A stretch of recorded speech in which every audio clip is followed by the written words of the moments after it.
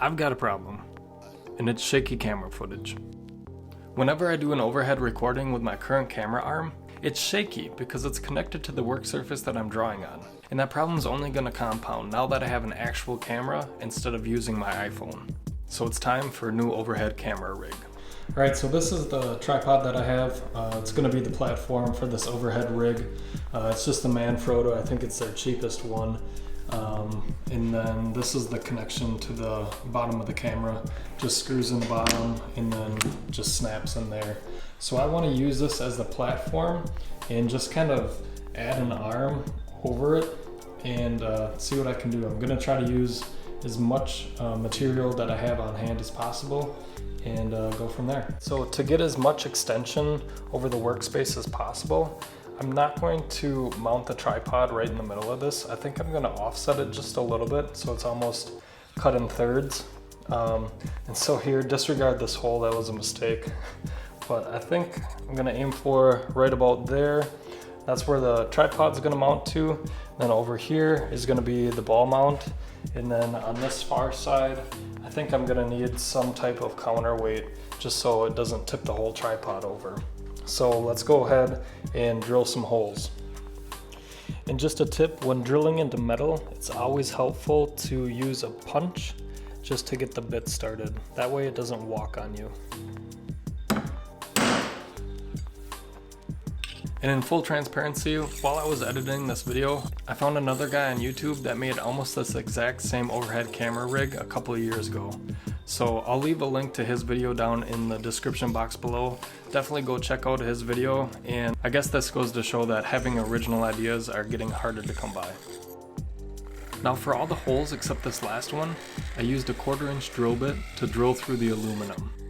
For this last one, however, I used a 7/16" drill bit because the coupling nut needed to fit through here. Now you don't need a drill press to make those holes. You could always use a handheld drill, something like this, and get the same effect. Just make sure that when you're drilling, you're as square up and down as possible. To start, I used a 1/4" by 1" bolt and threaded a nut on it. Now the nut doesn't really do anything except take up some space. I didn't need a 1" bolt, but it's the shortest I had on hand. Then I could put the coupling nut through the aluminum and thread this bolt to it. And I'll leave a link to all the items that I used in this project down in the description box below, so if you're interested, check those out. Then I took 3 washers and put them over the top of the coupling nut. Then I screwed on the attachment for the tripod.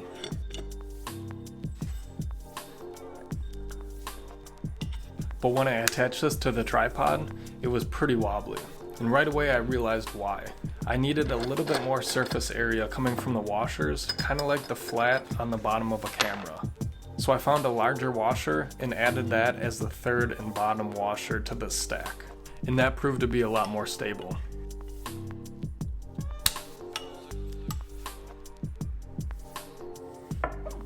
To attach the ball mount on the end, I used another 1/4" by 1" bolt and simply threaded it on.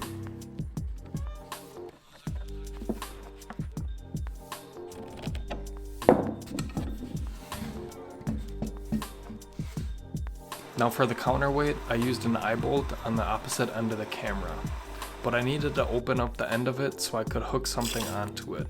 For this, I just used a blowtorch and bent it back a bit.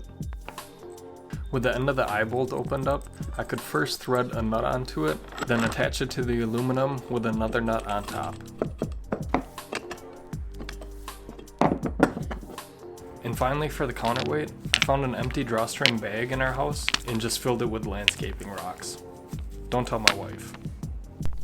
And in case you're wondering what I use an overhead camera rig for, it's mainly for drawing.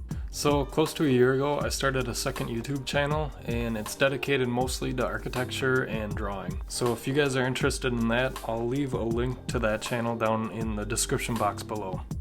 Again, links to all the items that I used will be in the description box below, so check those out as well. As always, thanks for watching everybody.